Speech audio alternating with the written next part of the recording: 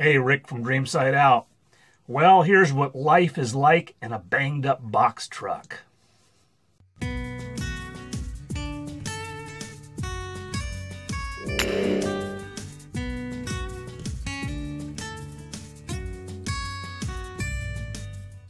Okay, let me just give you a little update on what's going on with my little incident that I went through. First and foremost, I got to own up to some stuff here, you know. It helps to get things off your chest. You ask the question, you know, during times like this, kind of, I don't know about you, but I tend to go to the philosophical place and say, why did this happen? Even if it's a little thing like bumping into a ferry boat with your box truck, you know. Well, here's the simple answer. It's not a real deep philosophical question to ponder. Rick had an obstacle in his path and he didn't see it and therefore ran into it. It's as simple as that. That's what happened. No need to cast blame. I know I was kind of hard on the ferry boat guy, but I can't really put the blame on the guy because I was driving, you know, so it was really up to me to know where I'm going. A lesson learned on that, make sure you pay attention to what you're looking at when you drive onto the ferry boat. Don't pay attention to somebody else. Pay attention to your own world around you. Have situational awareness. Anyway, that's the lesson learned on that. Okay, so confession time is over. Now that I got that off my chest. Here's where I'm at on it. I'm going to take you all through the whole process because I think there's probably some information that would be valuable to van dwellers out there. I know there's a few other people that have gone the box truck route, and I know that there are people contemplating that. So this is what this will give you some data, and I'm learning as I go right now on what happens when you bang up your box truck. Well, first of all, I do have collision insurance, and I contacted my insurance company immediately, and they were pretty quick to respond. And I sent them photographs, and they sent me an estimate of what they would pay for the damage.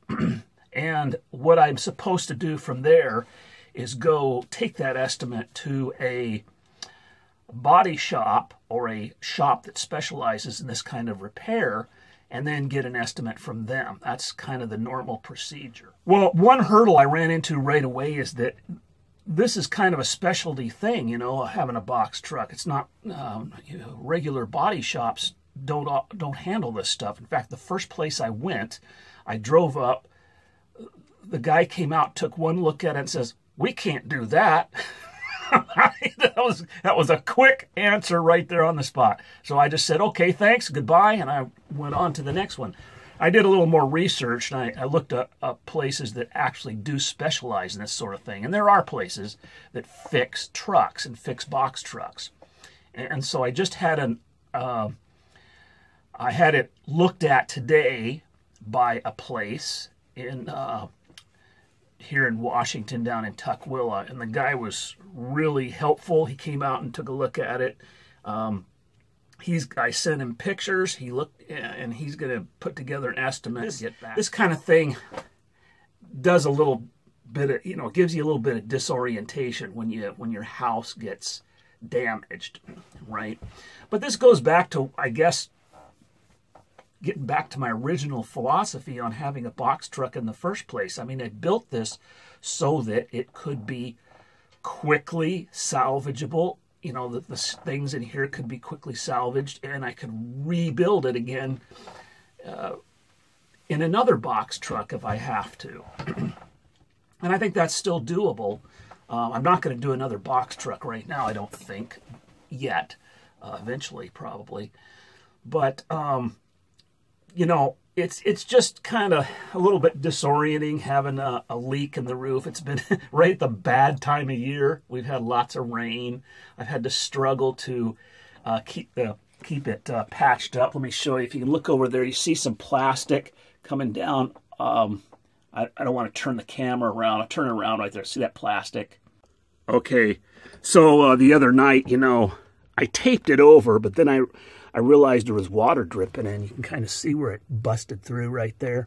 There's water dripping in. So I have some, I had to quickly innovate, put a plastic bag, tape it up here. And I'm keeping it there just in case it springs a leak again. But I went out and really taped it up thoroughly. And so I think it's pretty watertight right now, at least temporarily. I got plastic, duct tape, all kinds of stuff over it. It looks really ugly. And it's kind of difficult for me going around in a beat-up box truck. I don't like it. I kind of feel like I'm, one of those van dwellers that you see on the side of the road that's kind of got a rundown van and they're kind of camping out. So I don't want to give that appearance at all. So I'm very motivated to get this repair done. Now here's the thing. I'm anticipating. Well, I'm debating, let's put it that way, whether or not I'm going to let the shop fix it, or if I'm going to just fix it myself. I haven't really decided yet. I'm going to see how the insurance plays out and whether or not they pay for it in full or not. I know there's a little insurance dance that goes on, I know that this box truck place, one of the things I think that's interesting is that unlike auto body shops, they are willing to fix parts. Whereas if you take your car to an auto body shop, they never fix a part. They will replace parts, but they don't fix parts, right? And that's why repairs cost so much. I had a Jeep that was in an accident one time, and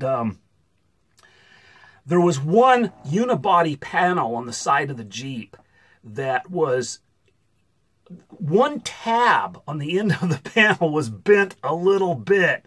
You could have taken a pair of pliers and bent it back. But no, they would not guarantee the job unless they replaced that whole panel. It was one of those deep panels underneath, which meant they would have to take apart the entire side of the car to repair it. So there's labor, materials, and it just made the cost of the repair go so high that they totaled the Jeep. And so I ended up fixing that one myself because of that. Well, it looks like the box truck places are willing to handle it a little differently. They're not so apt to be on the bandwagon to replace every doggone part if it's fixable. They have to actually make a part for the top, he said, and there's things they can do to put it back together. So that's a little different. Okay, and that I think that might be one of the pluses of having a box van, because I think if you get in an accident with a regular van, you'd be in the same old body shop routine of getting it repaired. But yet, this hasn't all played out yet, so I don't know exactly how it's going to.